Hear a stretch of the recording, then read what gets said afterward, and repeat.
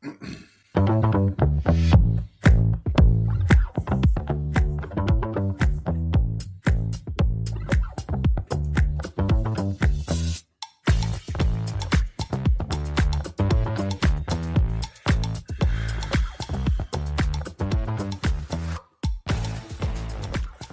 to Dem Boyz, a podcast that will definitely not get fooled tomorrow by any Twitter accounts.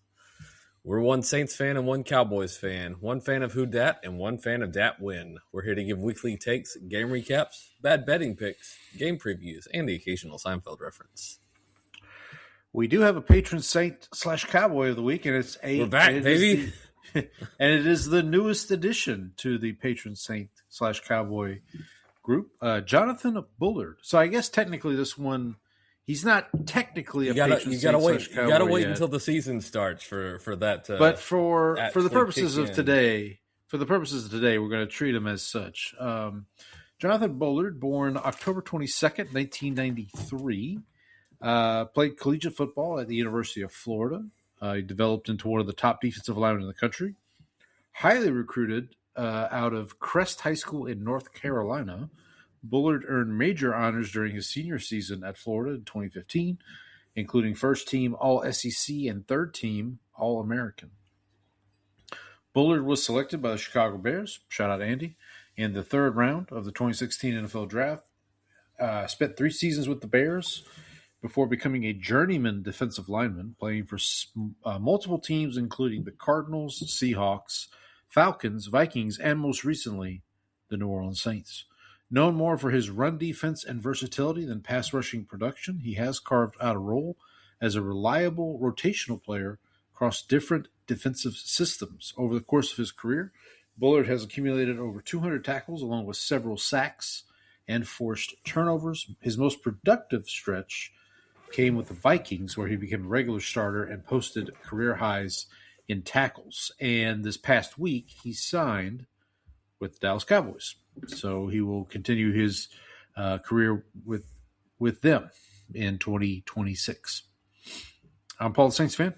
I'm Randy, the Cowboys fan. We're your hosts. Izzy, let them know what time it is. Yeah, that's it. It's go time. Let's see you lift that. Mr. Mandelbaum, please. It's go time. This one's for you, Pop. It's go time. It's go time. You've been married 3 times. That's it. It's go time. It's go time. All right, buddy. We're back. It's almost with a April. vengeance. With a vengeance, like we never left. We're a quarter after today. We'll be a quarter of the way through the calendar year 2026. So year's going by quick. So we'll talk some football, some baseball, maybe a little basketball. But first, just tell you how you can get in touch with the show. You can do so. blessthemboys@gmail.com. I actually haven't checked the email today. Donnie's probably screaming at his podcast app right now. He's like, I've been sending you emails for months and you're not reading them. I don't know what Donnie sounds like, but that's apparently he's. I don't think that. I mean, you don't think he has a New York Jerry Stiller-ish accent? This show stinks. No, I don't see any there. blessthemboys@gmail.com. BLESSDEMBOYZ. We are on Twitter on bless_dem_boys. You can follow me at Paul Elliott _316. Brandon's at Ball from Grace. I do want to apologize. There was a mishap with my my Twitter account over the weekend. Did you click on a little bit of male curiosity there? No. I wish that were the case. I get on Twitter at some point over the weekend and go to log into my DMs, and you know how they've put a code now where you have to and they say your code's changed. I'm like, what? What are you talking about? So then I finally get it. I finally get in, and I've got several threads, but I understood it as people sending me a message. And it was actually me sending out a message about hey, I'm in the running for this to host this podcast. Can you please go to this link and vote or what? And a couple people replied back and were like, yeah, we're not going to do that. Like, which I appreciate. Like, totally fine. Now you know who your real friends are. Yeah, exactly. Like, no worry. And I tried to, at first I tried to just message all of them back and be like, hey, just disregard this. That's why I finally just sent out a tweet and said, please. I tried to parlay it into some plug for us. I tried to say, look, I already host a podcast. It's called Bless the Boys. And here we are. So you're in the running, Paul. You're in the running to host this podcast.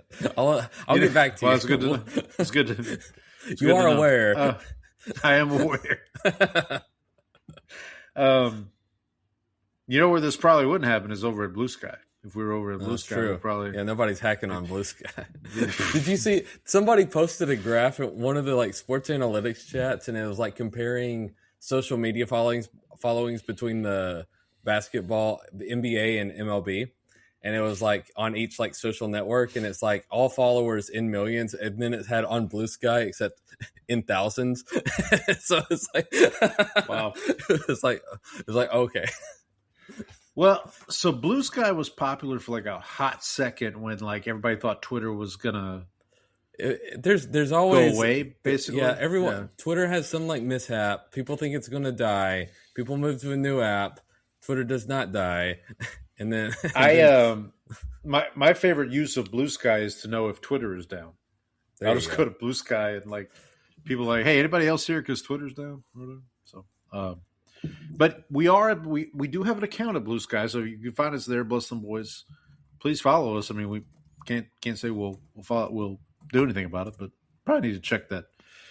Maybe we should make that a segment on the show where we just check Blue Sky live on the show. In fact, let's do that right now. There we go. I think I have it on my phone actually. I may have to log in. No, okay, I don't have to log in. Let's see here. We get to Blue Sky. Nothing but blue skies.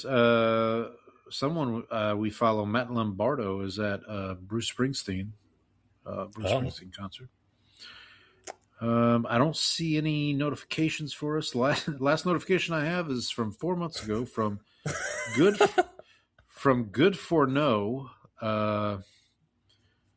So shout out to them. That might be. Oh, I guess I'm not logged into the show account on here yet. That's a shame. No, nothing doing there. But when we finally get our podcast intern, we'll make sure that we. And we are going to get that chicken. We are going to get that chicken. If you are watching us right now on YouTube Live, God bless you and thank you. And please hit that subscribe, that like button, that subscribe button while you're here. If you're checking us out later on Spotify or Apple, you can also leave a comment, rating, or review. Have we got any comments on Spotify? I don't know would you get notified if we did? Yeah, I haven't seen any comments on Spotify. Okay, so, but you would. We need to because I don't want. Tell Donnie. I don't want Donnie to like that. Yeah, I don't want somebody to be like, "Hey, I've been sending you jerks comments for months. This podcast stinks. They won't read your emails. Don't listen to these idiots." And they hate Caleb Williams. Oh, right, yeah, of course. I don't see anything on. We have 3 5-star reviews on iTunes. Or we have 3 5-star ratings. I don't see any reviews. But anyway. All right. Well, yeah, that could be the new segment. We check our social media on the show. But yeah, if you are listening to us on Spotify, Apple, thank you so much. Go ahead, leave a rating review. We'll figure out how to read it at some point, and we appreciate all the feedback. Tell your friends, tell your enemies, tell the bots. Just tell the bots to leave me alone and stop hacking my Twitter accounts. Yes, tell them you've already got a podcast. Yeah, I've already got a podcast. maybe that's the bots' way of saying like your podcast stinks. Here, why don't we put you in the... Speaking of spam, I did like every now and then I go to my email and click the spam to like clear it out. And my favorite one this week was the subject line was "You pervert." Oh, nice. So leading off good, and so it's a. So I was like, I'm curious. You got my attention, buddy. So I was like, you have piqued my interest, piqued my curiosity, and so I opened to see what it was, and it was a. He was claiming that using my computer cameras, he had videotaped me being, I guess, not master of my domain was the threat. And I was like, if this is the best you could come up with, like this is your threat. You got what I'm supposed to be scared of. You got to get up pretty early in the morning. Yeah. So anyway, I got a kick out of that because it's like, you pervert. Well, and you know, I shouldn't laugh too much about this. My mom called me a couple weeks ago, and she got scammed. I don't know if I told this on the show, but she was on her computer, and the little thing popped up that said, like, you got this virus, call this number, and oh gosh. And so she calls, which, by the way, if anybody's ever seen the movie The Beekeeper with Jason Statham, this is like directly a scene out of that movie where, like, the thing pops up, you call the number, and they're like, oh, and then they want you to deposit money. Luckily, my mom kind of figured it out at one point and was like, yeah. And then she called my cousin, who is a banker and who does my mom's, like, basically her, you know, big accounts for her. And he was like, yeah, he's like, hang up, like, just hang up. Don't say anything else. Hang up. And then we'll just make sure that nothing gets touched, and nothing did. So well, good. Luckily. So yeah, but yeah, so be careful out there, folks. It's always they always go after the older folks. Yeah. It's and for those that do go, you go somewhere and fast. Yes. Go somewhere and fast. Just leave people alone. In a handbasket, preferably. In a handbasket, preferably. Yeah. All right, buddy. Let's get. We'll get to some football and other stuff here in a little bit. We'll get to football, baseball, basketball here in a little bit. But first, we at Bless Dem Boyz pride ourselves on being able to discuss other things. But enough about fish. I can discuss other things, you know. All right, buddy. I know one of the things you got up to this week because you texted me about it, and I can't wait to hear your new degenerate activity. So should I lead with that, or should I? Let's save that one for the end. Let's save that the degenerate activity for the end. Yeah. Okay. So this weekend, my cousin got married.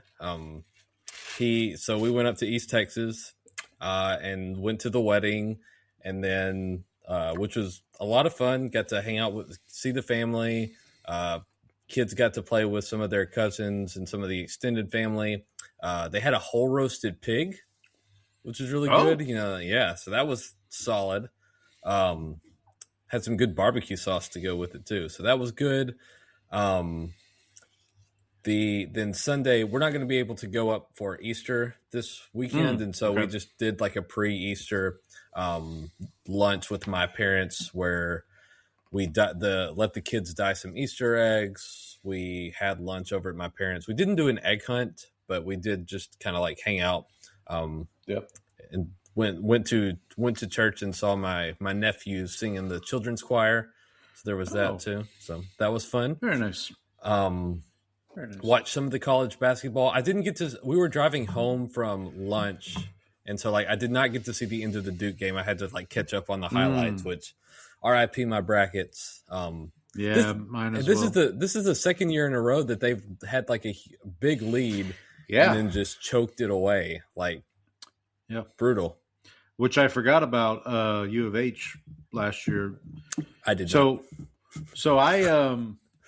I didn't watch a second of the game. I was busy. We were busy doing some other stuff, and I checked the score at one point, and it was they were up whatever it was, double digits.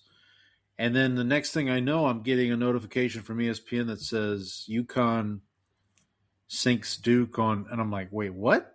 What happened? Yeah. And so crazy times in college basketball. Probably, I mean, it's probably karma for the Christian Laettner shot all those years ago, but that's a shame. So yeah, Final Four this weekend. Where's the Final Four? In Indianapolis? Yeah, It's Indianapolis. Indianapolis, yes. Yes. Michigan, Arizona, which everyone says is the de facto national championship game because then you got UConn and Illinois. Illinois is a good team. I think Illinois is actually a good team. I think these four teams are actually all really good. I did watch a good bit of Illinois, Iowa, because obviously my in-laws have a rooting interest in Iowa. But that game was actually in Houston. We didn't realize until Illinois beat Houston in Houston to Friday night get to that Elite Eight Thursday game. night. Thursday night, yeah. So Iowa, because Iowa won first, and then Illinois beat Houston, and Iowa. It was a back and forth game for most of it, and then with about 5 minutes left, it felt like Illinois kind of pulled away. So tough break for the Hawkeyes, but I said they'd be back next year, but I don't know. I mean, with who knows? With the way that nobody knows who's going to be back on the team next year. What I will say, there is a connection between myself and Illinois. The head coach of Illinois, Brad Underwood, was the former head coach of the Stephen F. Austin Lumberjacks. That's right. I remember actually like someone mentioning that, but I meant to because he was the one that got him when they got to the tournament, right? And they won, and they beat Bob Huggins. I think it was West Virginia. Yeah, Bob Huggins was at West Virginia for a long, long time. Yeah, that was, and they had a player named Thomas Walkup who went on to play. I think he still plays overseas. He didn't make it in the NBA, but he might have been in the G League for a little bit. Might have got a cup of coffee or something. Cup of coffee, yeah. But yeah, I remember they beat West Virginia pretty soundly, actually, if I remember correctly. And then they played Notre Dame in the second round, and then lost in like a buzzer beater. That was back when, who was that coach at Notre Dame? Was Pat Connaughton on that team? Possibly. On that Notre Dame team? Possibly, yeah. I know we talked about, a couple weeks ago, we talked about the 20-year anniversary of Northwestern State beating Iowa. The game that they played after beating Iowa was West Virginia. And there was I saw a documentary or something online, or maybe it was on CBS before one of the games, about the star player for West Virginia at that time was Kevin Pittsnoggle. Do you remember Kevin Pittsnoggle? Yeah, I do remember Kevin Pittsnoggle. Hey, that guy was a problem. He was, and that's who beat Northwestern State the game after they beat. Now, what was crazy about that is, had Northwestern State won, the Sweet 16 for them would have been, I think, in Atlanta that year. And there were talks at the school sending a bus of students if they got that far, which they never did. But so, oh well. The Thomas Walkup actually went to the high school where my cousins went to in Deer Park High School Park, okay. And so one of them actually, I don't know if he taught him, because he used to teach calculus, so there is a chance that he taught him, depending on how good Mr. Walkup was. He is currently at Olympiakos in Greece. Oh. So I knew it was. Yeah, I thought it was Greece he was playing. Yeah, he played for the Windy City Bulls. It doesn't look like he actually got into the NBA. NBA. Yeah, because he was. I remember people thinking he had like an outside chance of maybe making a roster, but never came to anything. What else you had? What else got going on this week, buddy? There are a few new albums that I listened to that came out recently. Bully by Kanye West came out after following Mr. West's apology in the Wall Street Journal. He released a new album. This is definitely his best album since The Life of Pablo. It feels like a lot of the like really good songs are only like 2 minutes long, so it feels like he's getting back to his roots, but he maybe needs to shake a little bit of the rust off, because like this was like has some good songs on there, but overall the album's kind of like incomplete, and there's some that's just like meh. But it does feel like he's closer to where he was like his last like 3 albums that I tried to listen to. I was like, this is dog poop. So so would not recommend those albums. But this one was pretty good. Okay. The other one is Creature of Habit by Courtney Barnett, which is a really good kind of like just like an indie rock album. And then the other one, which was Ricochet by Snail Mail, which was probably of the 3, probably like my least like favorite. But these are all 3 good, solid albums. Creature of Habit by Courtney Barnett, probably my favorite of the 3. So as we close out the first quarter of the year, with March ending here, do you have a favorite album of the year so far that you can? There hasn't been anything that there hasn't been anything that I've just like really loved so far this year. The Barnett album's on there, and then there was the one that I mentioned a few weeks ago by, was it Werewolves? Let me see what that album was, because I have it saved on here. Werewolf by the Brook and the Bluff was the those are probably my 2 favorite albums so far this year. Nothing that's really been like, oh, this is going to be my album of the year for this year yet. Like the Cut Worms album that came out was just okay. It was not like my favorite of his stuff either. It's probably his weakest album of the 3 that he's released. So excellent. That's where I am. All right. Now let's talk about your degenerate behavior here. So you sent me a text. Did we talk about this on the show last week? I don't remember. I feel like I mentioned it. You mentioned it. So for those that maybe didn't catch us last week, you sent me a text at one point 2 weeks ago. Now I guess at this point about hey buddy, I found a new activity or something like that. Yeah, it was a Kalshi screenshot of the high temperature over/under on the high temperature in Houston the following day. So it's not an over/under, it's a range. So you have to choose. So So there's like a 70 and below, and then it'll be like 71 to 72, 73, 74, and then like it'll give you some ranges on there, and so you can bet on you can watch the like market move throughout the day on where this is going to be.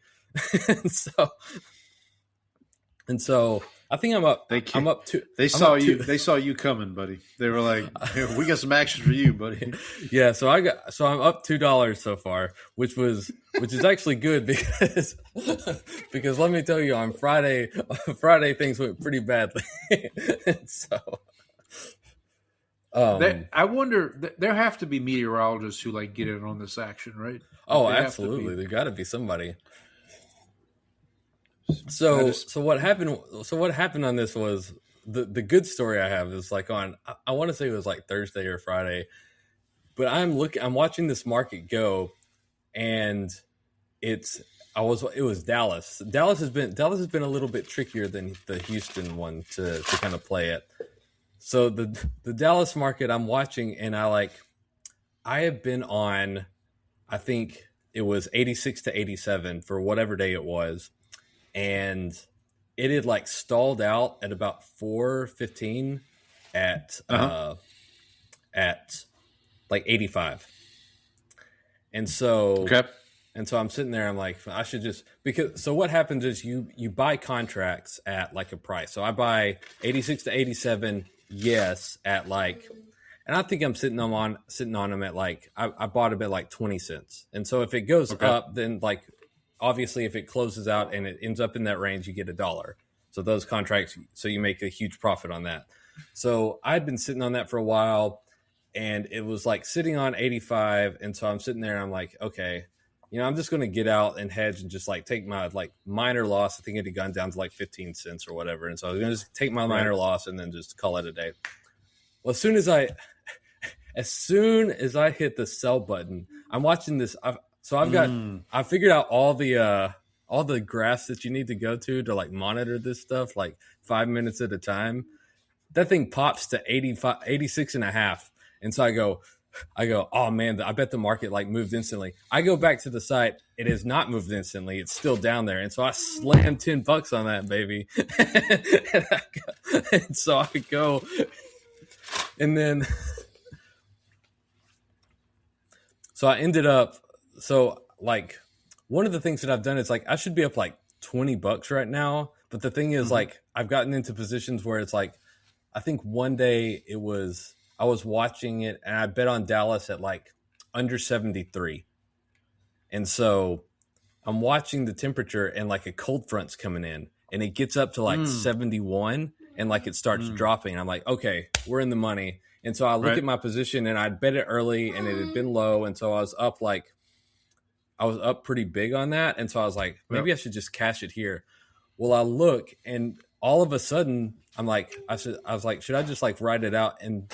But then all of a sudden I'm looking and like 74 to 75 is like, starts like catching up. And so then it goes to like 74, 75 is the favorite. I was like, what am I missing here? Like this never got up to, well, someone points out that on the overnight at like 1 a.m. in the morning, it had popped to 74 for like the briefest of seconds. So that like that day is going to be, the high temperature registered is going to be 74 because of what it was at 1 a.m. before this cold front came in.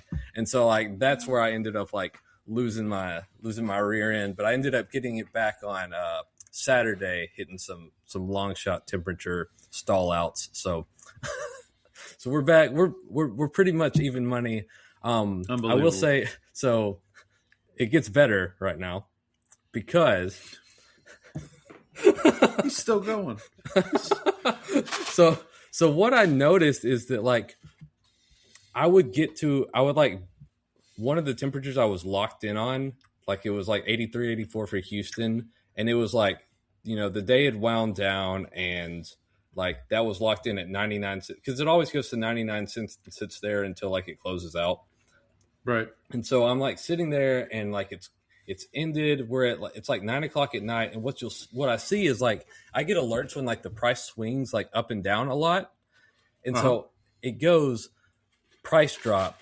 83 to 84 dropped from 99 cents to 30 cents. And I'm like, wait, what happened? And then like 2 seconds later, it goes price increased 30 cents to 90 cents to 99 cents. And so what I think is happening is somebody is coming in and slamming one of the other contracts to drive the price down for these and then just hitting the other side immediately. So that, and so I got on Claude yesterday and had it build. I was like, I want you to monitor these prices. And if you see a dip, I want you to make a trade. So I've connected it to my account so it can make a trade to buy the dip. This will end well. No, it hasn't picked up any dips yet since yesterday. And I was like watching some of the markets and I didn't see anything come through. So I don't know like if I'm missing dips or if it's just like not, or if nothing's happened. And so we're waiting, Paul, but this is this is my new hobby now.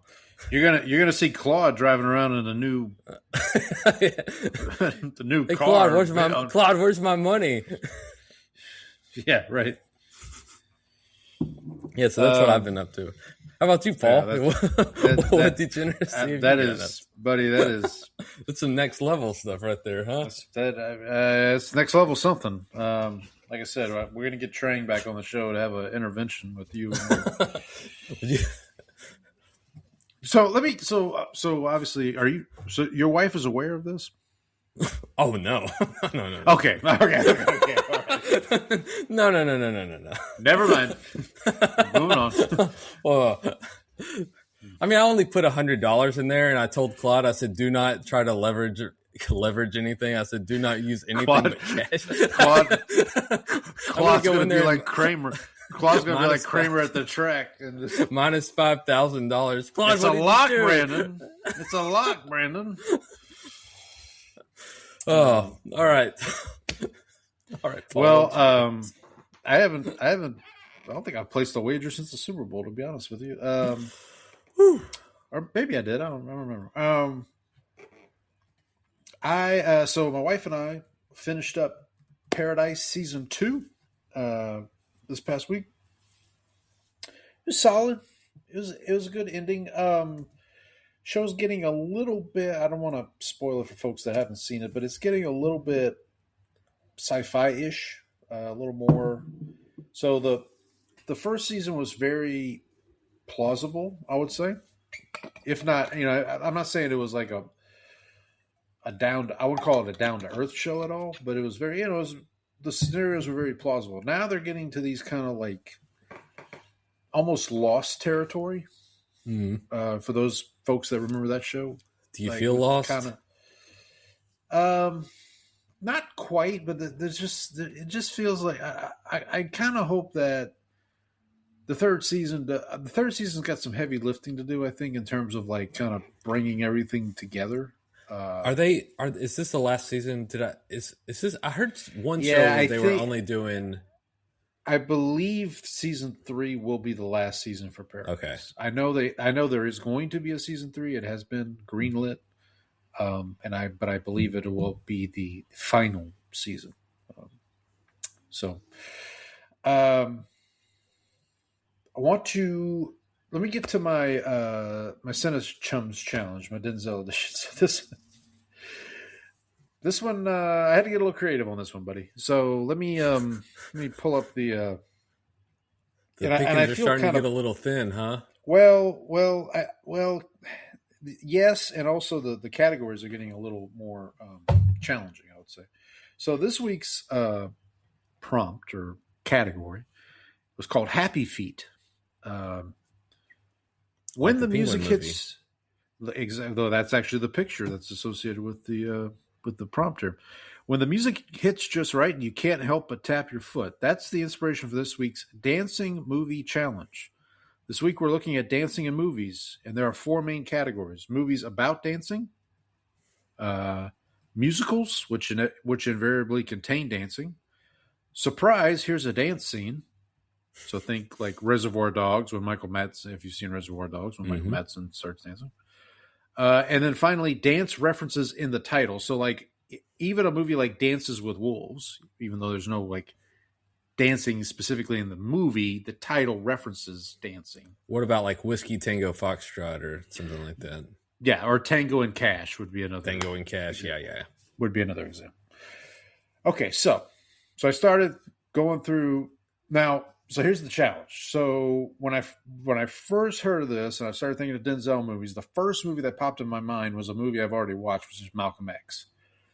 In the movie Malcolm X, within like the first 30 minutes of the movie, before when he was still going by Malcolm Little, I believe was his name before he converted to Islam, there's a scene where Denzel and Spike Lee are in a club and they just have a full out dancing sequence. So I was like, okay, well, I've already watched that movie, so that's not ideal. So then I said, well, let me go to Google. Let me just Google, and it's like, so I Googled Denzel Washington dances in movie order. Now to be clear, Denzel doesn't have to do the dancing, right? It's just anybody dancing, anybody dancing in the movie. So when I Googled it, they brought up the Malcolm X example. The other example was another movie I've watched already, which is Preacher's Wife, because he does dance with Whitney Houston at one point. Go ahead. What about Remember the Titans? Okay, so I feel good. So on the Google search, the one that they brought up that I hadn't thought of was The Equalizer. Have you seen the movie The Equalizer? I have not. Okay, so for those that don't know, in The Equalizer, he plays like a former. I don't know if he was a hitman or he was somebody who killed people for a living. No other way to put it. But he's like retired, and now he's working at this like hardware store and just trying to keep a low profile and stay out of trouble, basically. And there's a scene in that movie where he's talking to these two younger coworkers, and they're like trying to, because he doesn't really talk a lot, like they don't really know a lot about him, so they're like, "Hey man, what did you used to do? Like, what, when you were younger?" And he said, "Well, I was a pip." And they're like, "A pimp?" They're like, no, I was a pip, like Gladys Knight and the Pips. And Denzel actually does a dance routine, like from the quick, yeah, like from that. So I was like, "Oh, okay." So I see that, and I'm like, "All right, cool." I was like, I think that's gonna be it. But now, I should, for context, this is while I was out for my like afternoon walk, and I see that clip, and I'm like, "Okay, well that's good. I guess I'll watch Equalizer." But then I had the brainstorm you just had, which was in Remember the Titans. There is a scene right before I think this is the final game. Right before the final game is when they come and they break out in a dance. And then I think too, doesn't the big guy dance in the locker room at one point where he's singing "Ain't No Mountain High Enough" or something like that? "Ain't Too Proud to Beg," I think is "Ain't Too Proud to Beg." One of the he's singing one of those songs. So I was like, okay, so that's an option as well. And then I still had the Google page pulled up. And I just was like, well, let me see what else they got on here. And someone mentions there's like a Reddit. The movie that I keep seeing reference to is Foolin, which is a 1998 movie. Denzel's in. Have you seen this movie? No. Okay. And I read, so I just did like a separate Google search that says, "Does Foolin contain a dance scene?" And the Google AI comes back and says, yes. So basically, let me describe the plot of the movie real quick. So Denzel plays a detective who, at the beginning of the movie, he attends the execution of a very bad serial killer who was played by Elias Koteas, who folks may not know the name, but you would definitely recognize him. He's definitely one of the that guy. So he attends this execution, and then after Elias Koteas' character is executed, murders start happening that resemble the murders that Elias Koteas committed when he was alive, if that makes sense. So Denzel's in the movie. John Goodman plays his one of his cohorts. James Gandolfini's in the movie. Donald Sutherland's in the movie. And basically what they end up discovering is that there is this demonic entity that was possessing Elias Koteas, and then when he died, that entity left his body and is now being transported through people by touch. So like if it's in person A and they touch person B, it is now in person B. And they're basically hunting Denzel. They're basically like trying to get at Denzel. So that's the whole point of the movie is like he's got to figure that out. And so I had never seen it. I had heard of it. I had never seen it before. But the dancing part, let me get to that. At the beginning of the movie, when Elias Koteas is being brought to the chair, he does a quick dance number. He just does a quick, it's not even like a full dance routine, but he just starts dancing and starts singing the song "Time Is on My Side." The Rolling, I think it's a Rolling Stones song. Yeah. And throughout the movie, for the entity to let Denzel know that they're there, that whoever they are possessing at that moment starts singing that song. It's like anytime Denzel hears that song, he's like, it's like a trigger. It's like he knows. It's like in Silver Linings when he hears the one song. Yeah. Is it Stevie Wonder? I don't remember. It's been a while. I've seen the movie, but it's been a while since I've seen it. So all of that to say is I ended up watching Foolin for this challenge, which I will say this: if you've never seen it, it's very good. The director of the movie is a guy named Gregory Hoblit, who directed a movie I think I talked about a couple weeks ago called Primal Fear, which was like Edward Norton's big breakthrough. So this was the movie he did right after Primal Fear. So he does this. He did Primal Fear. He does this movie, and then he does another movie with a guy I'm going to talk about here in a minute, Ryan Gosling, called Fracture, where Ryan Gosling plays. I think it's a legal thriller. It's like Ryan Gosling and Anthony Hopkins. I haven't watched it yet, but I've heard a little bit about it. Speaking of Ryan Gosling, so we all know he had a big movie come out last week, or yeah, I think it was the Project Hail Mary. I have not been able to get to the theater to see it. I would love to. I'm trying to, but what I did instead was I watched a movie. I don't know if we've talked about this movie before. The Nice Guys. Have you seen The Nice Guys? You haven't seen The Nice Guys? No, and I don't. The name sounds familiar, but I can't think of what it's about. Yeah, so don't get this confused. So there was another movie around the same time called The Other Guys with Will Ferrell and Mark Wahlberg. That's completely different. I think that's what I'm thinking. I think that's what I'm thinking of, actually. So The Nice Guys is Ryan Gosling and Russell Crowe. It's set in I think it's 1970s LA. They are both private detectives that are hired for jobs that contradict each other, if that makes sense. So Gosling is supposed to follow this one girl who's actually played by the young Margaret Qualley, of all people, of Substance fame. This is obviously before the Substance.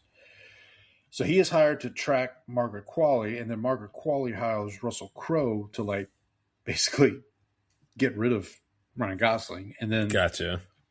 That's how they cross paths, and then they start working on this case together. And Gosling has a young daughter. I don't remember the whole circumstances about that. But then the daughter, who's I forget the child actress's name, but she's very good. And then she ends up getting involved in all this shenanigans. It's a hilarious movie. I would highly recommend. So it's a comedy. It's not like a comedy. Okay. It is a comedy, but it's a comedy of more of the. I believe it was directed by Shane Black, who's the same guy who did Lethal Weapon and those kind of movies. So I would highly recommend it. I think it's one of the better Ryan Gosling performances, honestly. And that's including, Barbie and all that other stuff. This is a really funny Gosling performance. And Russell Crowe he's just Ken. He's just Ken. And Russell Crowe is very good as well. And speaking of Russell Crowe, another movie I watched this week was L.A. Confidential. Have we talked about this movie? I watched it because we had a conversation. Okay. Yeah. You watched it this week, or you watched it? No, we watched it. I watched it last year at some point. Yeah. So the reason I watched it this week was it was this week's episode of The Rewatchables. They were doing an episode about. So I was like, okay, well let me watch it. And when I went to log it on Letterboxd, I noticed that I had just watched it last summer, which is maybe that's when I watched it. That sounds about right. Yeah, so it's still good. Spoiler alert, still good. Obviously, Russell Crowe. It was kind of Russell Crowe's breakout role because this is before Gladiator. This is he had done. I think I enjoyed that one more because I just watched The Usual Suspects at that point. I think I ended up liking LA Confidential a little bit better. But I think I also kind of just because I knew about the kind of characters Kevin Spacey played, I kind of saw that sort of plot twist coming, and so it's and it was a very big role for Guy Pearce, who after Usual Suspects goes on to star in one, I think a favorite of mine, I think a favorite of yours, Memento, from Christopher Nolan. And then he kind of falls off. He's had a little bit of a resurgence the last couple of years, Guy Pearce, that is. He was in The Brutalist, the movie that Adrian Brody won Best Actor for 2 years ago now, I believe. So hopefully he has kind of a little bit of a renaissance, but yeah, so Nice Guys and LA Confidential, kind of connection there with Russell Crowe being in both and playing detectives in both. And then I did have a Seinfeld connection that I wanted to mention. Watched a movie starring the late great Robert Duvall and also the late great Joe Don Baker, who folks may not know who Joe Don Baker is, but he was a that guy actor of his time. And they play brothers who Duvall's character was sent to prison for 2.25 years because basically he got set up pretty much. And he gets out of prison and he's trying to get back at the people who set him up. And Joe Don Baker's his brother. And then Duvall has a female, I don't think it's his wife. I think it's more like a girlfriend who is trying to help them out. And, it's basically that kind of movie. They're just trying to get revenge on the people that set Duvall up. But the Seinfeld connection. So as I'm watching the movie, at one point they go to this guy's house because this guy can get them a car, with made up license plates and the whole thing. And the guy's he goes to the bathroom and there's a matron. no, that's not it. It's close. But no, the guy's wife comes on screen, and I'm like, wow, this lady looks familiar. Why does this lady look familiar? And it is because it is Cherie North, who folks, the Seinfeld fans among us will know as Babs Kramer, Kramer's mom. Which, by the way, watching this movie, Joe Don Baker could have been Kramer's dad. Honestly. Oh yeah, just because of the hair. Yeah. No, he's the hair. He's kind of a conventional looking guy, but like his energy was kind of a Kramer-esque. He's very when he came he burst into the room through the door like that. No, but like he I don't know, like he seemed like he could have balanced out Babs's kind of, because Babs really had kind of a manic energy to her in the one episode that she was in. I don't know.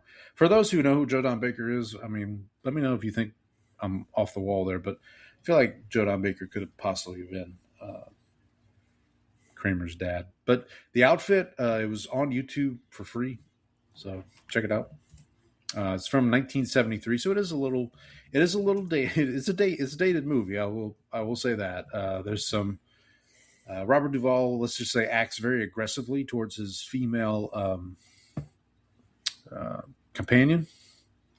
So just keep in mind. Again, it is 1973, folks. It is 1973, folks. So just keep that in mind if you're going to check it out. Anything else? Oh, I did want to mention a couple of other things. So I didn't watch the trailer, but I saw that a teaser trailer was released for a new Apple TV series called Cape Fear, starring Javier Bardem, Amy Adams, and Patrick Wilson. This is a series based on a movie from 1991 by Martin Scorsese of the same name, starring Robert De Niro. That was a remake of a movie from 1962 or 63, I believe, with Robert Mitchum. And then basically they're all the same story, whereas there's a convict named Max Cady who has been sent to prison. He gets out of prison, and he wants revenge on his defense attorney because he feels like his defense attorney did not adequately defend him when he was his attorney. So he basically starts stalking this attorney and his family. In the 91 film, De Niro plays Max Cady. Nick Nolte is the attorney. There's a scene with Juliette Lewis plays Nick Nolte's daughter, and there's a kind of an infamous scene in that movie where De Niro is like with Juliette Lewis, and it gets weird. I'll just say that because like especially when you know in context that Juliette Lewis at the time was like 17. Oh yeah. Yep. So there's, yeah. So, but I am curious to see, because obviously Javier Bardem is a very good villain. See No Country for Old Men, see Skyfall.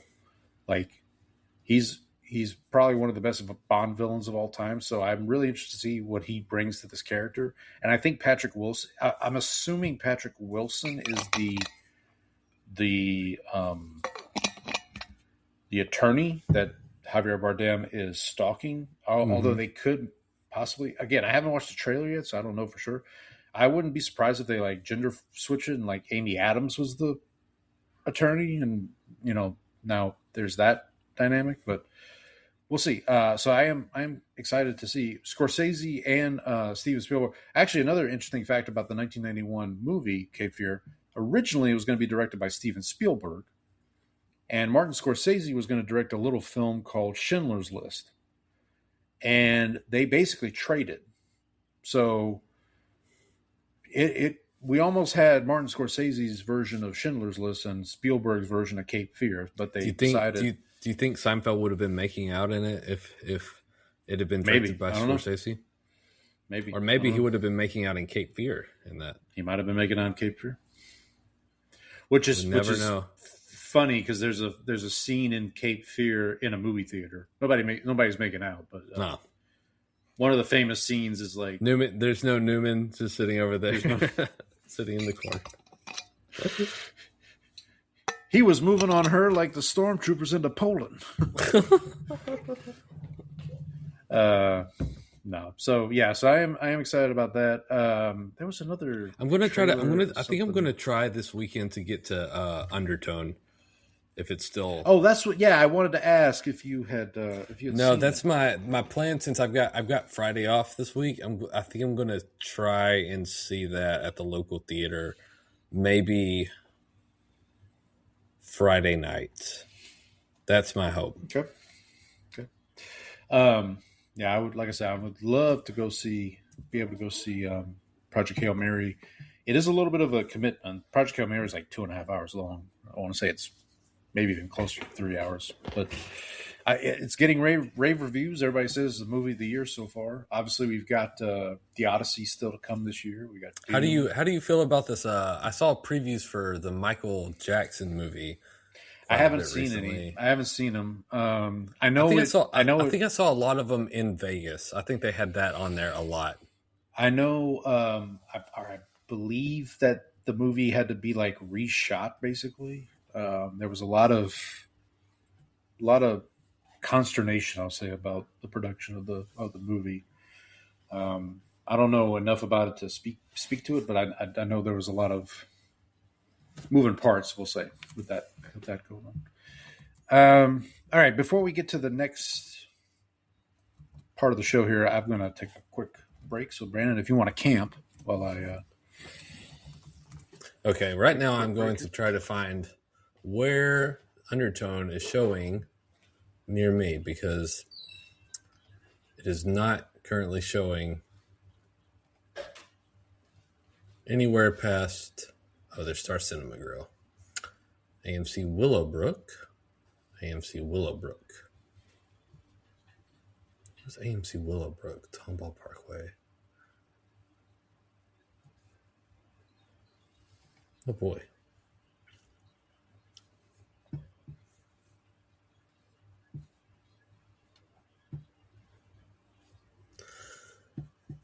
Well, it looks like I'm going to be making... Well, what are you doing? What's going on here?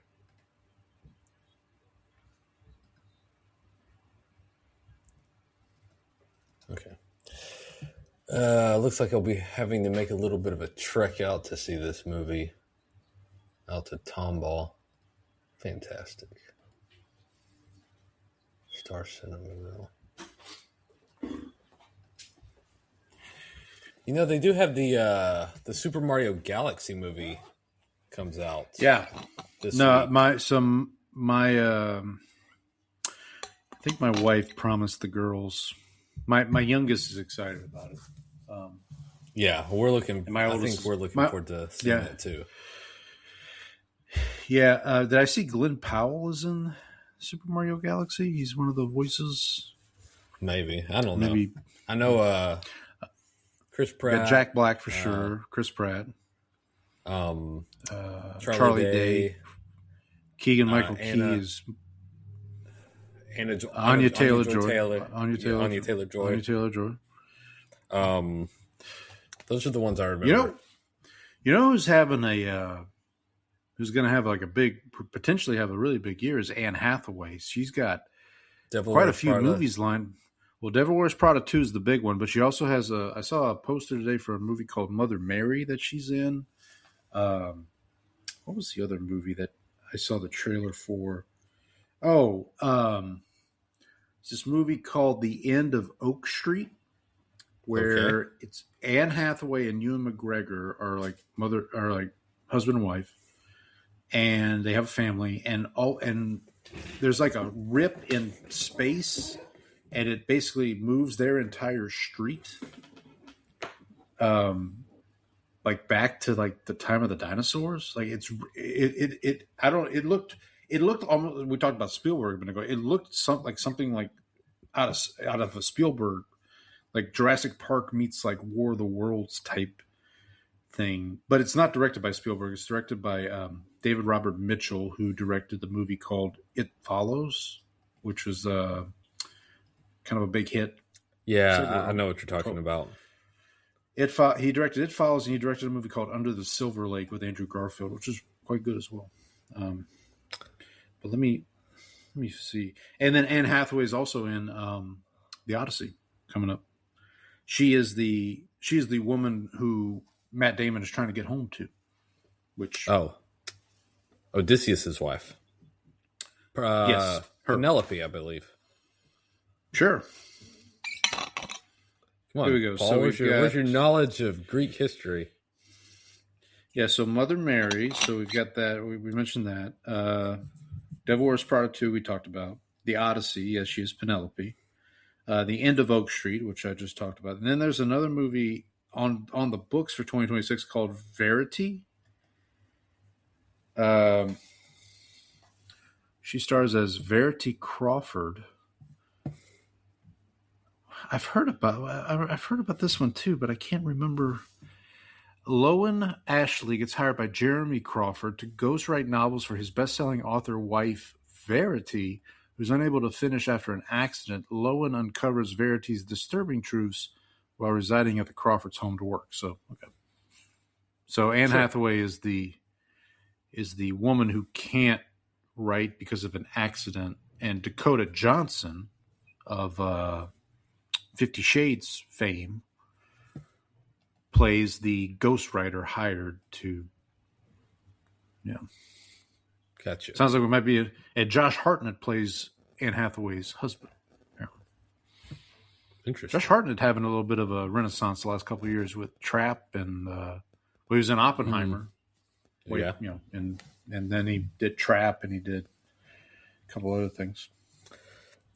You want to get to the football stuff now? The little bit of football stuff. Let's talk a little. We'll talk a little bit of football. The owners' meetings are happening right now in somewhere. I don't remember exactly.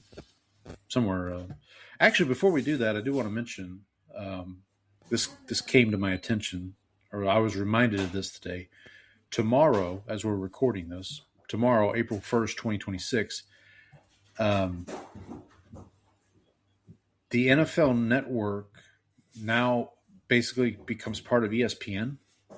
So like all of the NFL Network employees are now technically ESPN employees. Rich Eisen talked about this on his show today because obviously he was with ESPN prior to going to NFL Network, and now he's back with ESPN. Yeah. So be interesting. That's an interesting, I guess if you follow that. But at the owners' meeting, they did have a couple of rule changes that got passed. I don't know if you saw this, Brandon, but just to go through this real quickly, the big rule change. Well, I guess one rule change that didn't even make it to vote, but was brought up by the Cleveland Browns, was the idea of being able to trade draft picks up to 5 years ahead. So like the NBA does. Cleveland took that off the books before it could even be brought up to the owners. I think it was more probably of a mechanism just to get discussion going. I wouldn't be surprised if it gets brought up again in the future. Every person I've heard talk about it from an NFL perspective, like Rich Eisen or any of these folks, have been like, this is a terrible idea. Mm-hmm. I think Sean McVay was on Kay Adams' show, and he was like, yeah, that ain't happening. Like, we're not doing that. But here's a couple of rules that did get passed. So first off, onside kicks can now be declared at any point in the game. Now, you cannot do a surprise onside kick like the Saints did to start the second half of the Super Bowl, but you can now declare an onside kick at any point in the game. So this came up, we were talking about this with a game at some point during the season where like team was trying to make a comeback, but they couldn't onside kick yet because it was the third quarter. Right. And so like, yeah, so now that is no more. So the onside kick is kind of back. Not really. I mean, again, you can't do a surprise onside kick. They are eliminating kicking teams' incentive to intentionally kick the ball out of bounds when kicking off from the 50-yard line. So you kick an extra point, there's an unsportsmanlike conduct penalty on the extra point on the receiving team. So that puts the kickoff not at the 35, but at the 50. Well, at that point, I guess teams were inclined at times to just kick the ball out of bounds, because if you kick it out of bounds, it will. Yeah, there's the Cowboys did this a couple of times. They had that penalty, and they like would just kick it out of bounds intentionally because it's not. So it's not illegal like process where the ball is placed is like 15 yards from somewhere, not. So I think if you're kicking it off from the 50, it's 15 yards from the kickoff spot is how it reads instead. And so if you're kicking it from the 50, it ends up going to like the 35. So there's like that calculus in it. Because everyone says it's like from the 40, but it's actually from it's actually like from 15 yards. I'm guessing this rule will eliminate that incentive. Yes.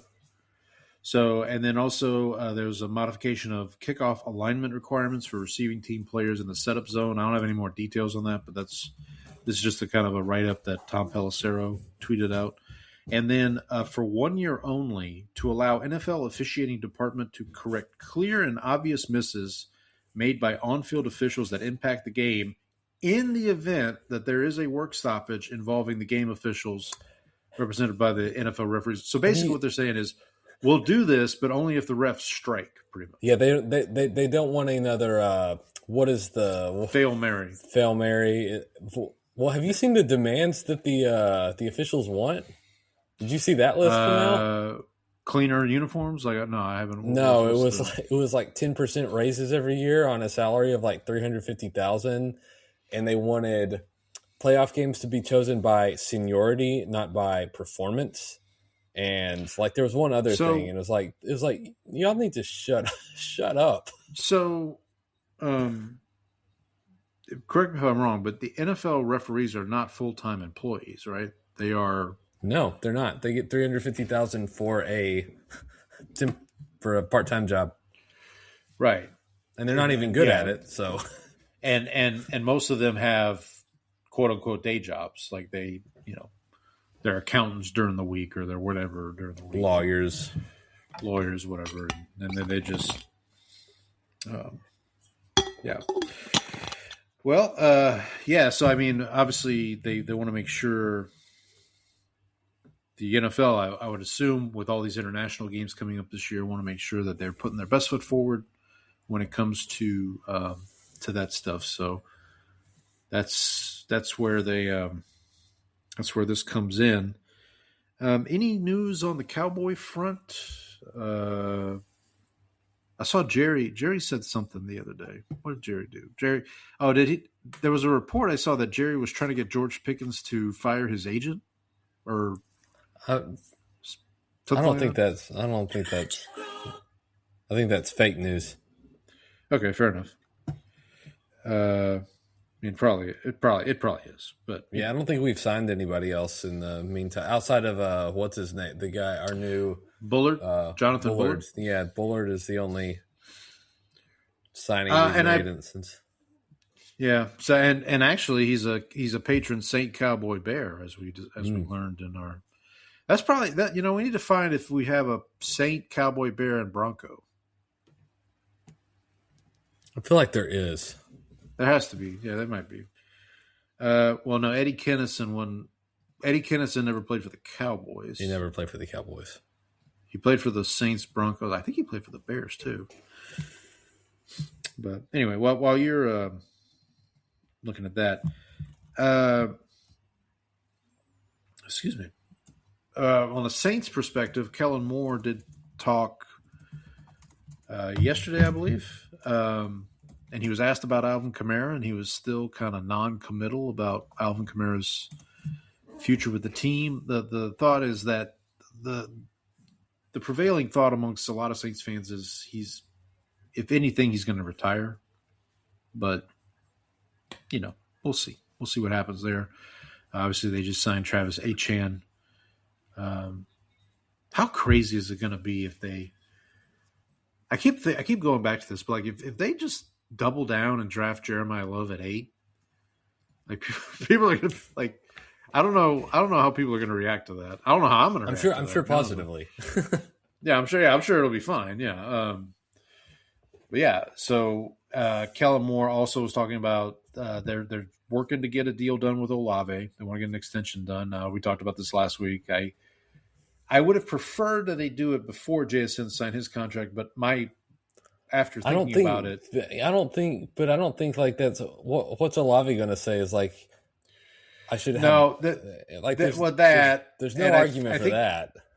And I think the Saints needed the JSN contract to kind of level set, to figure, okay, well, if JSN's going to get this, then we can start, if he's here, then we can start Olave at here. I've heard $30 million annual is the number being thrown around right now. But they are still a little ways apart, is what I've heard. So I do also want to mention, this is not directly NFL related, but it affects the NFL, media coverage.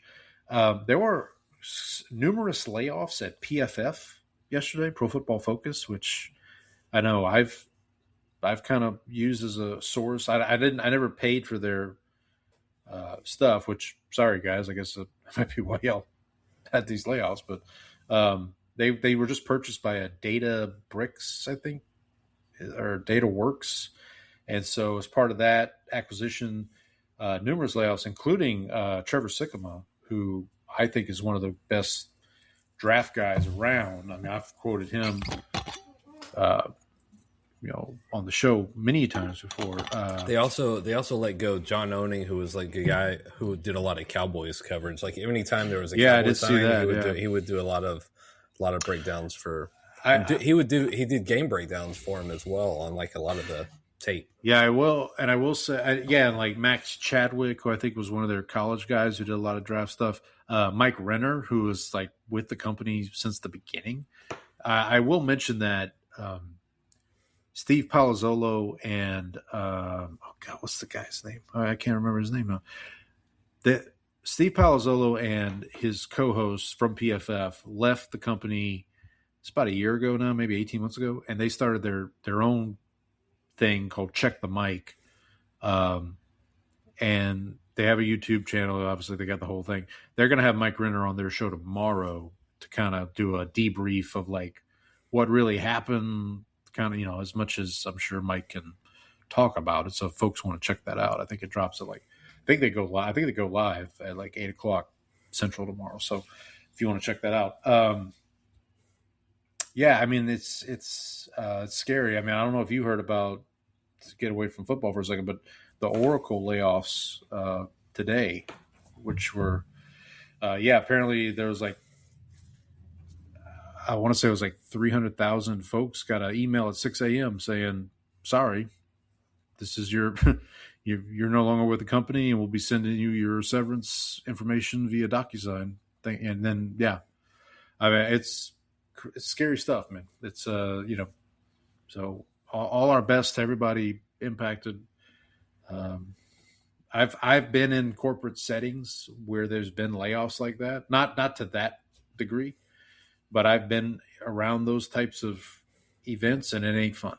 I mean, it ain't fun. Obviously, it's not fun for the folks that get let go, and it's also, even for the folks that stick around, it's still kind of, yeah. You always got that cloud hanging over your head, right? That survivor's guilt. Who's Almost. next? Yeah. Anyway, let's get back to some sports here. So, anything else NFL related we want to talk about? I'm trying to think if there's anything else that came up. I was just browsing. Jermon McCoy did run his 40 today and had a posted a time. So that was that. I thought of you. I thought of you when I saw that. Someone was asking. It was like not to be that guy, but is there any tape of him like actually cutting on the knee? And I was like, fair point. Apparently, somebody tweeted out that Adam Schefter at the owners' meeting took a little bit of a tumble down the stairs. Ooh. He tweeted out that he's okay, but he said his ACL was spared barely. So I'm sure he's having a good time with that. Oh, I will let the good folks know Yordan Alvarez just hit it to the upper deck in Houston. The Astros are now up 4-1 on the Red Sox. We'll talk a little more baseball here in a second. I thought there was something else football related I wanted to mention, but I can't. Was it Italy missing their third straight World Cup? Because that's not gone over well. No. Poor Italy. Actually, speaking of Italy, the Saints have so the NFL announced like certain teams now have like exclusive marketing rights in certain countries. So like the Saints have exclusive rights in France because they're obviously playing the game in France this year. But the Saints now also have rights in Italy, along with another team who I can't remember who the other team is. But so that's something. Excuse me. Someone posted that the Winds of Winter was coming, but then I saw that there's April 1st in the screenshot. Yeah. Nice try. The coaches, so that the owners meeting, one of the annual traditions at the owners meeting is they do the annual coaches photo. They get all the coaches together and they do a photo. So there were two coaches that did not make it to the photo this year. One was Sean McVay, which I don't remember why. The other was Todd Monken. He wasn't good. Sean McVay was not getting a haircut, I assume. No. Todd Monken apparently missed the photo because he was getting his haircut for said photo. Not a good look for the Cleveland Browns. I just Photoshop him in later. I did have a wild trade idea. I want to run this by you. So we've kind of talked about this offseason. The Texans might be, or folks have suggested that the Texans may move on from C.J. Stroud, which I actually read today that apparently they're picking up his fifth-year option, which makes sense. So my thought was, at this point, if you're the Texans, you are not calling teams. I wouldn't think the Texans would be calling teams and saying, hey, C.J. Stroud is available. But they got me to thinking, what if a team were to call the Texans and say, hey, we'll give you, A, B, C, and maybe the wheels start turning and maybe the Texans, start to get okay with the idea. And then I thought the funniest team that could call the Texans about asking to trade for C.J. Stroud by far would be the Browns. Would be the Cleveland Browns. Because it would be like, yeah, that last trade we did with the Texans worked so well. CJ, man, if they traded him there and then CJ Stroud ended up being a pervert, would be. Well, I mean, CJ went to school in Ohio. He went to the Ohio State. So I mean, That was part of my thinking too. It was like, well, I guess that would kind of work, but yeah. You want to talk a little baseball? Sure. I know. I mentioned the Astros. You want to talk about the AL West standings? Yeah, let me pull them up. You mentioned it right before we turned the mics on. Before we do that, I will say I did find this funny in the NL West, the Dodgers are 3-1. Everybody else is 1-3. Poor Train. In the American League West, there's a certain team that's 4-1. That's the Texas Rangers. All four wins on the road, buddy. Not bad. That's right. Haven't even got to play at home yet. Still mowing them down.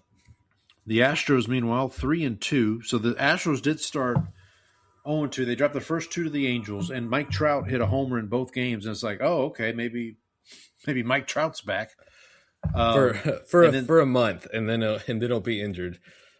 And then Saturday, it looked like the Angels were on their way to their third straight win. It was 6-0 going into the bottom of the 5th. Astros scored 3 in the bottom of the 5th, and then in the bottom of the 6th, they scored 8 to take an 11-6 lead, and then they held on and won 11-9. Then they won the Sunday to wrap up the series. And then last night, as we're recording this Monday night against the Red Sox, Lance McCullers, out of the blue, back from injury for now, comes out and pitches the best start of any Astros starter by far. Let me just pull it up here so I can. Jose Altuve hit 2 home runs. Lance McCullers went 7 innings, 4 hits, 1 run, 1 walk, 9 strikeouts. So Lance McCullers, one of my least favorite Astros.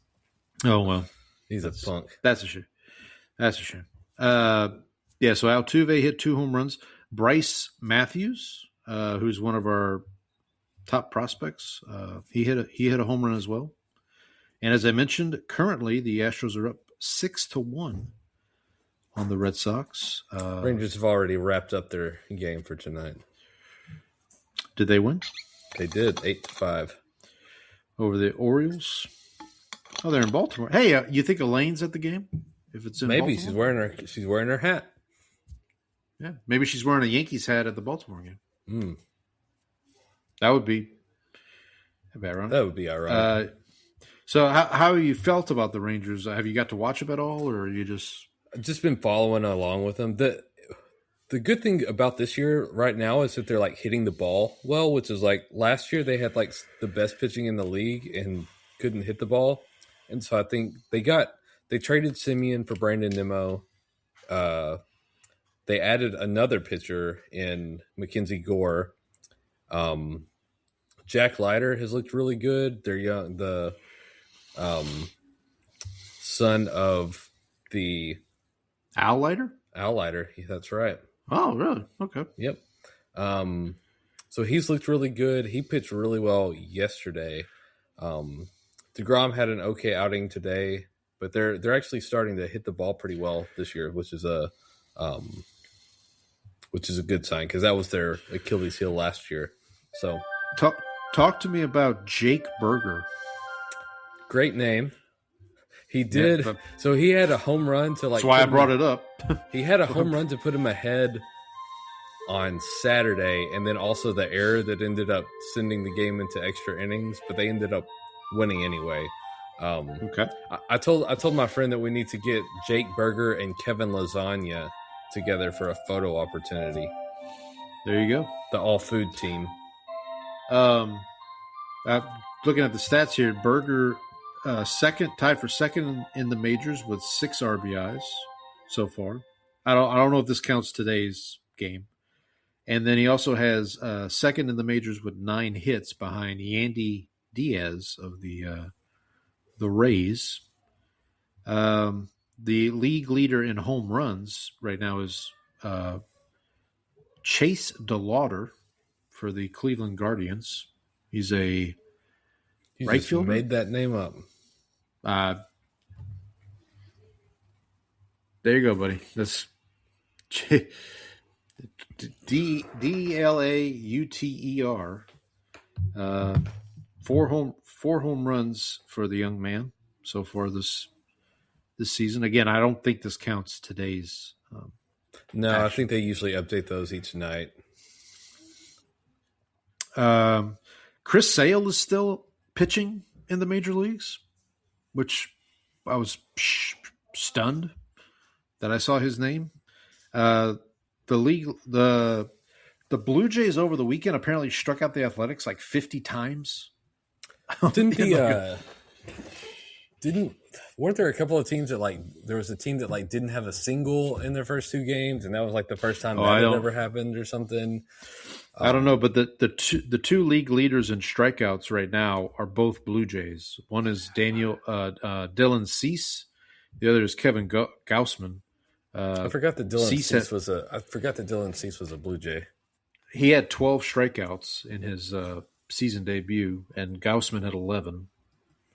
So, but Chris Sale, is he? So I was checking. He was born in 1989. He has to be one of the only players left that was born in the 80s. Right? What year was Justin Verlander born? Oh, that's true. Well, that's why I say one of the only. Yeah. Verlander's got to. Because what was the Shuck? Shuck was the last player to be drafted that was born in the 90s, right? Is that what it was? Your guess is as good as mine. There was some stat I remember about I don't know. Maybe I'm just talking at this point. Let me see. Justin Verlander. Who do we got here? Oh yeah, Verlander is older than me. So yeah, he's been around. He's been around. Yeah, Houston Astro legend Justin Verlander. And married to Kate Upton, a legend for another reason. Speaking of legends. What about NBA? We got any NBA? Are the Grizzlies out of it now? Are they? Haven't watched. Don't want to watch. I've got currently on my screen here. I've got Rockets Knicks. It's like 1994 all over again. Watching the NBA Finals. Rockets are up 94-74 in the fourth quarter here. The Rockets have been struggling. I've heard. Last couple, I guess that's that's what I've heard as well. They lost. They had a 13-point lead in overtime and lost the game, which is pretty impressive. Right. I did hear about that. Right now, the playoff standing. Let me get to the standings here. In the nope. Come on. Here we go. So in the East, all the playoff teams are set. They just got to figure out the seeding, it looks like. So you got Detroit, Boston, the Knicks, the Cavaliers, the Raptors, and the Hawks. That's 1 through 6. 7 and 8 are 76ers and the Magic. 9 and 10 are the Heat and the Hornets. And then in the West, you've got OKC, San Antonio, Lakers, the Nuggets, Timberwolves, and the Rockets. So that's your 1 through 6. 7 and 8 are Phoenix and the Clippers. Shout out to Trang. And 9 and 10 are locked in as the Trailblazers and the Warriors. So, and it looks like, So it looks like the Blazers and the Warriors have clinched a play-in berth. The Suns are 3 games back. Well, I guess, what would that be? 4 games back of the Rockets for the 6th seed. So probably going to end up being Clippers, Suns.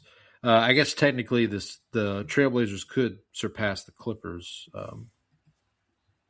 if that could happen. So how many games? Looks like they've got about 6 games. Wait, there's 82 games in the season? Yeah, 82 games in the season, right? So Yeah, it looks like they got about 6 or 7. Everybody's got about 6 or 7 games left, so we're getting to the home stretch here. I did see Oklahoma City and Detroit played the other day. Everybody kind of thought that is going to be kind of a finals preview. So I believe Detroit ended up winning. Kind of a controversial call at one point, if I remember correctly. On Gildress Alexander, he scored the basket to tie it, but they called an offensive foul late in the game. So I think the problem with the question about Detroit is going to be how is Cade Cunningham able to get back to full strength. Uh-oh. We have lost Brandon. Well, I'll try to camp while hopefully we get Brandon back. I did want to wish a happy birthday to Christopher Walken. 83 years young for Christopher Walken, one of our finest actors. Looks like we are still live. So if you're with us on YouTube, appreciate it. Stick with us. Let me go through some baseball scores while we're trying to figure out what happened to Brandon there. I haven't gotten a text, so we'll keep you updated here. But let's see, Angels up 2-0 on the Cubs. Got Brewers 6-2 over the Rays. Cardinals 3, Mets 0. That's a Keith Hernandez special game there. Astros are now up 8-1 on the Red Sox. Let me see what happened. Oh, Carlos Correa, the 2-run single there. Diamondbacks and Tigers tied at 0. Yankees are up 2-0 on the Mariners early in that one. Looks like it's the top of the second. Giants 3, Padres 0. Apologies to our good friend Trang. Tough sledding for the Padres so far. Let me just send a quick text.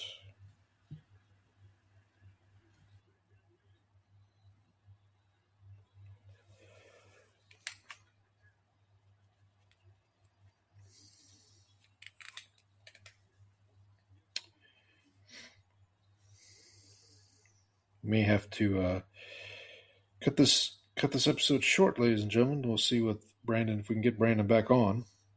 Oh,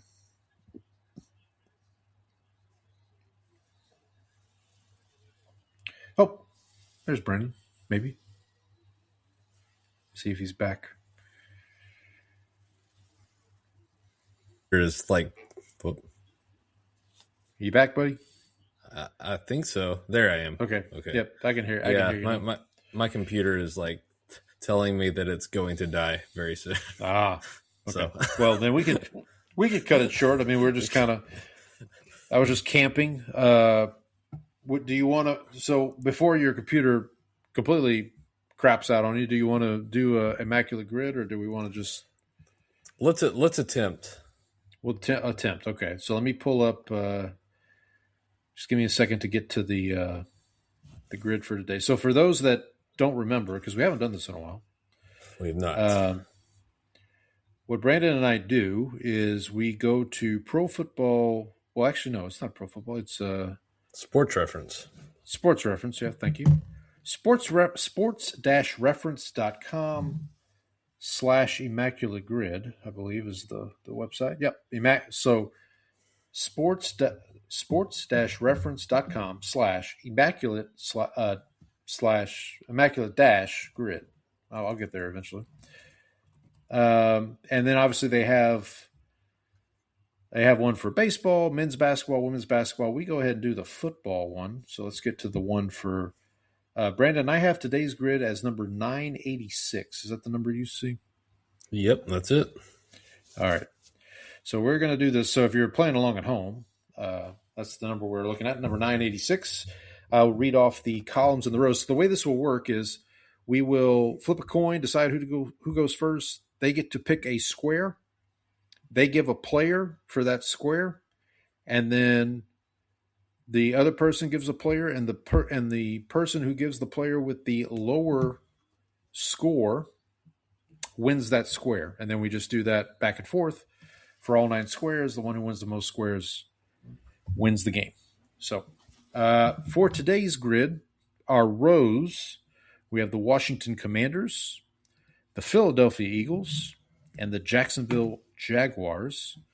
For the columns, we have the Baltimore Ravens, the Buffalo Bills, and the category of 10 or more receiving touchdowns in a season.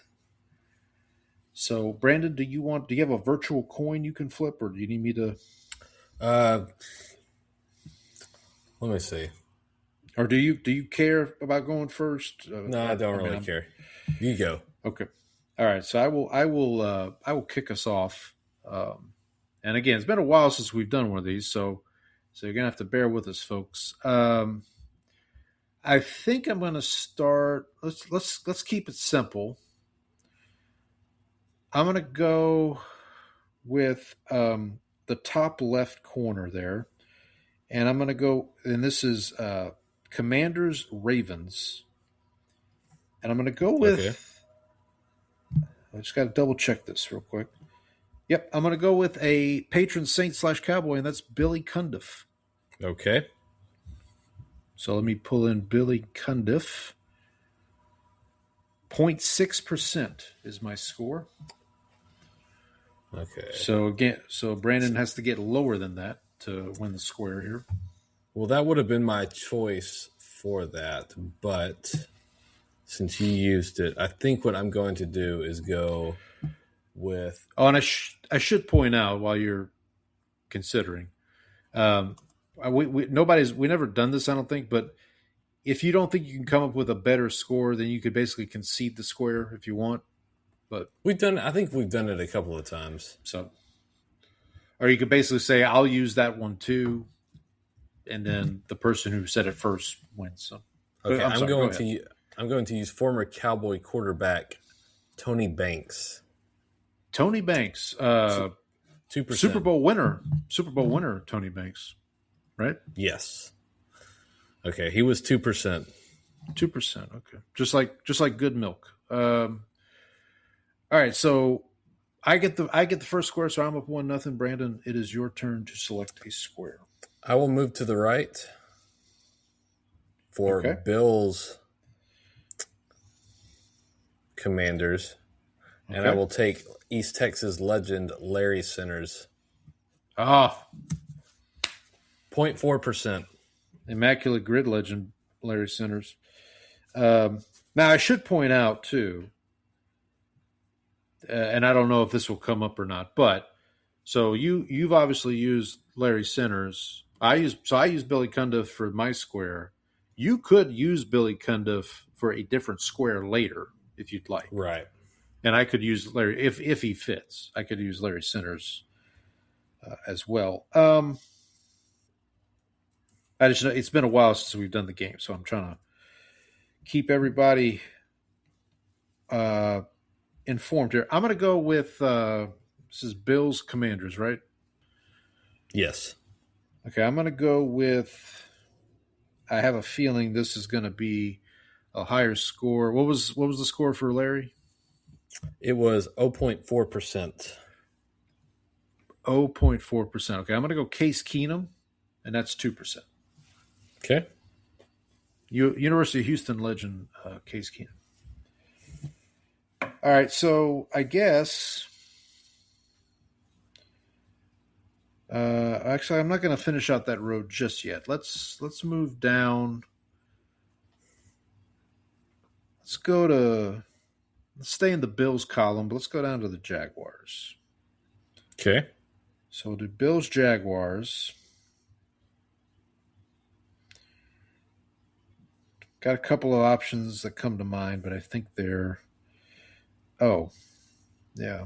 I guess. I feel like this is going to be a high score, but I'll go with it anyway. Saints legend Chris Ivory. Ooh. Yeah, 2% for Mr. Ivory.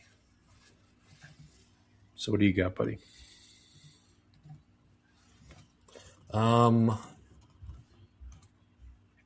Let's see. We're doing Bills. Jaguars. Okay. I don't want to use Paul Posluszky because I feel like that's going to be. Yeah, I think that was my. What was that? Yeah, that was one of my initial thoughts. Okay. Former Cowboy legend. Uh-huh. That dude. Ooh. Marcellus Wiley.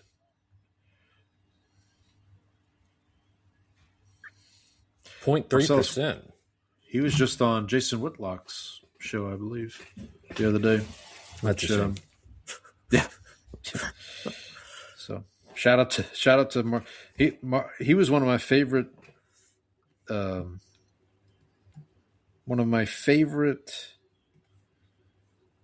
Commentators for ESPN back in the day. Not Jason Whitlock, Marcellus Wiley. Okay. Well, so just to keep the score here, so Brandon's now up 2-1, right? Correct. Okay, you won the last two. Okay, let's go up. Let's go up to the middle square. All right. Eagles, Bills. Eagles, Bills, and I'm going to take a guy, since it's draft season, a guy that I really wanted the Cowboys to draft out of West Virginia, cornerback, Rasul Douglas, 1%. Okay. I thought you were going to say, did I send you the Paxton Lynch thing? Somebody compared one of the quarterbacks coming out this year. They said like it was the quarterback from Arkansas, and they were like doing a comparison, and they said the floor was Paxton Lynch, and I was like, oh, here's Brandon's That's the basement. That's the basement.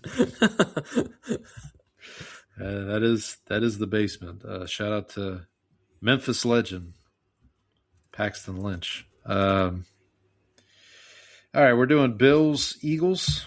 Correct.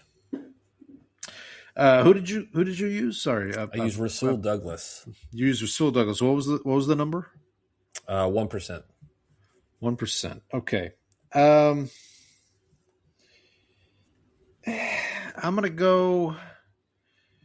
also gonna go with a defensive back, but this guy provided a low point in my franchise's history. It's Nickel Roby Coleman, the guy who was not called for pass interference in the Saints-Rams game some years ago. 0.2% for Mr. Coleman. So he finally does something to help me out. So that one's to me, right? Yep. So we're tied 2-2. Right, so tied 2-2. The choices to me. That is right. Okay. Let's stay on the Eagles. I figure you want to get done with the Eagles as soon as possible. So let's go Eagles Ravens. Okay. There's a couple Saints legends I could use here.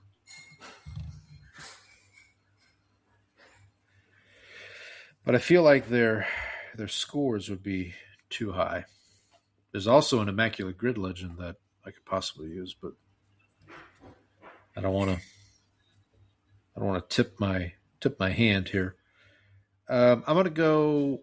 So again, we're doing Eagles Ravens. I'm going to go with Saints QB legend, and I feel like this score is going to be pretty high. Jeff Blake. Okay. Former. 1%. Okay, that's not as bad as I thought. Okay, then I'm going to go ahead and use the Immaculate Grid legend, Mr. Jason Babin. Yep, that's what I figured. 0.4%. Because every once in a while his score pops for some reason. Like yeah. In a certain category it'll pop, but this was not one of those times.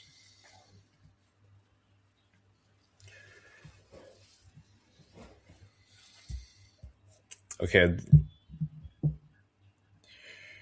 Hold on, let me check this guy. Oh, he's a Super Bowl champ. Are we going to finish out the team? Are we going We're going to finish the team. We'll finish the teams here. Okay. We go Baltimore, Ravens, Jacksonville. Jaguars. Okay. This is let's see if you remember this name. Sean Considine. Ooh, no. What was it? What position did he play? He was a defensive back, 0.2%. Oh, college Iowa. Shame on you, buddy. That must have been before I started watching him. I think he was a white defensive back, if I remember correctly. From Iowa? No kidding. He was Cooper DeJean before Cooper DeJean? He was. Oh, yeah. All right, this dude is very white. Okay, Super Bowl champion with the Ravens, by the way. Oh, good for him. So, so what was his number? Like 0.1%, you said? 0.2. 0.2%. Okay, so I'll go ahead and use Jason Babin here. Okay. Because I figure it's not going to help. I'm not going to win, but at least this will give me a fighting chance. 1% for Jason Babin. So you win. So we're tied at 3. Wait, is it tied at 3? Wait. So I won Larry Sinners, Marcellus Wiley, Sean Considine, and Jason Babin, right? Oh, right. Yeah. So you're up 4-2. I just need to take one more of these. All right. So it's my choice, right? Yes. Okay. So we are now on the column of 10 or more receiving touchdowns in a season. Now, let me just verify something real quick, if my tablet will allow me. When paired with a team, 10 receiving touchdowns must be achieved with that team in a single season. Okay, so just to be clear. So these have to be 10 receiving touchdowns or more in a season for either the Commanders, the Eagles, or the Jaguars. Mm-hmm. I guess let's start at the top. Let's start with the Commanders. And I'll go. There was a tight end that I remembered for this that I think I'm going to – I looked him up, and I think I'm going to – I confirmed. Okay, well, I'm gonna go with maybe it's the guy I'm gonna go with, but I'm gonna go with Ricky. Don't call me Deion Sanders. Nope, that's not him. Okay, well, if my tablet would cooperate here, let me type it in. Rick, come on, Ricky. My tablet is. You're having difficulties with the computer. I'm having difficulties with my tablet. Ricky Sanders. Now, I want to make sure I get it right because I want to select the wrong name, and then I'm SOL, as the kids would say. Come on, man. Oh, interesting. It's saying he didn't. I looked it up, though, I thought. Did you select the wrong Ricky Sanders? Oh, no, I selected I thought I selected the Commanders bucket, and I selected the Jaguars bucket. Okay, so that stinks. Womp, womp, womp, womp. Well, hey, hang on. You go ahead. You give your team for this one, and or okay. your player, I should say. Okay, I'm using Jordan Reed. LSU legend, Jordan Reed. 7%. No, was Jordan Reed LSU? Was he LSU? I don't think he was. I'm thinking of Josh Reed. Okay, give me 1 second here. Let's got to catch up. I've got to Florida legends. I got to transfer this to my phone. Chris, Ebony and Ivory, and Jason Babin.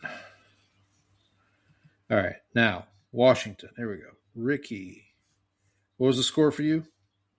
7.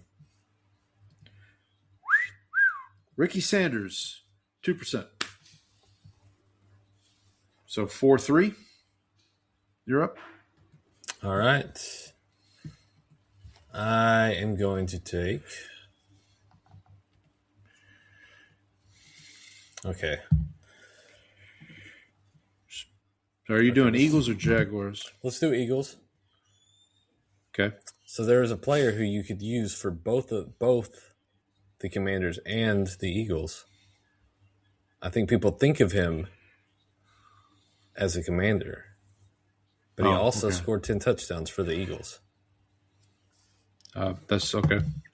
I'm going to double check this just to make sure. Why don't you just tell me the name of the?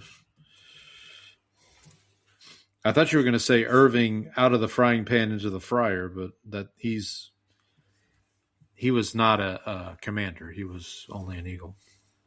That is incorrect, Paul. Although he did not have. So I am using Irving out of the frying pan into the fryer. Oh, okay. He had 10. He had for the Commanders. He had 10 or more. No, he didn't have 10. I just looked. He does not have 10. Okay. 1%. Oh, righty then.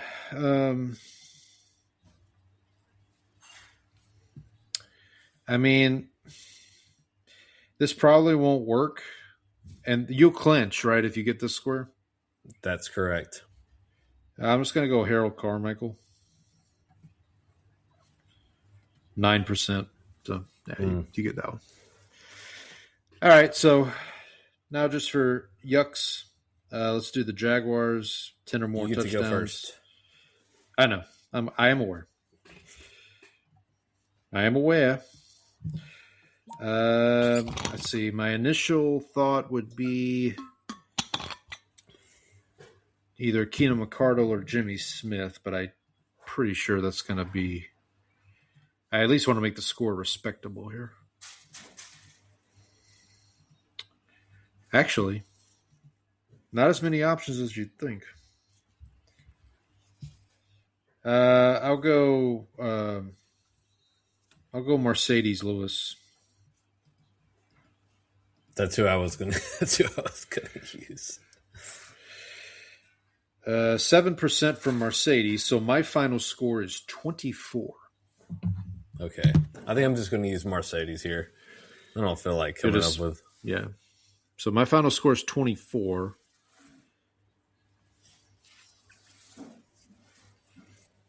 $19. Okay, so at least the final score was somewhat close. But you won... So you conceded that square, so the final tally was, what, 5-4? Correct. Okay, well, that's respectable. At least I didn't get, like, when we were doing this more regularly, there was like 3 or 4 weeks in a row that you beat me. You just kept wiping the floor with me, and I couldn't. I was on my back like a turtle. All right. Well, yeah, that's fun. Shout out to the fine folks at Immaculate Grid. We had I can't remember his name now, but we had on the show, we had the guy that kind of came up with Immaculate Grid, or at least we did help. Yeah, and I got to interview him, and I got to interview the gentleman who kind of oversees the football side of it as well. It was a good interview, so go check that out. But all right, so now normally in the past when we have done an Immaculate Grid has been to determine who goes first in the draft. We don't have a draft tonight. We do not. Do we want to try to do a mock draft? Do you think your computer can hold out for? Let's. I think. Let's right, try to plan one for next week. We'll save it. We want to save it because we do have obviously the live watch along of round 1 of the draft coming up. A little less than a month now before that happens. So we'll call it a night there. Hope everybody has a good week. Happy April. Don't get fooled tomorrow. That's right. Be on the lookout. Remember check those tweets twice before you start Winds of Winter is not coming, folks.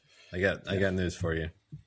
It is April 1st in some parts of the world already, so just be careful out there. But we will see everybody next week. We'll have the Final Four under our belt, as it were. So we'll have a national champion decided there. We'll get one step closer to the draft. We'll do a mock draft. We need to try to get a guest on to talk draft if we can. Listen, if anybody that was impacted by the PFF layoffs is somehow listening to this, by all means, reach out. We would love to have you on the show. That's probably why they were laid off. We apologize. We checked your browsing history. You were listening to Dem Boyz. We apologize for that, number one. But secondly, we would love to have you on the show if you are so inclined. We'll check in. I think so. Obviously, NBA season's winding down. Baseball, obviously, just getting started. Brandon's going to be betting on the weather. That's right. Oy vey. We'll have maybe we'll have a movie review from Brandon about Undertone next week. Fingers crossed. We'll see. Fingers crossed. Anything else you want to tell the fine folks before we sign off for the week, Brandon? Give me 1 second.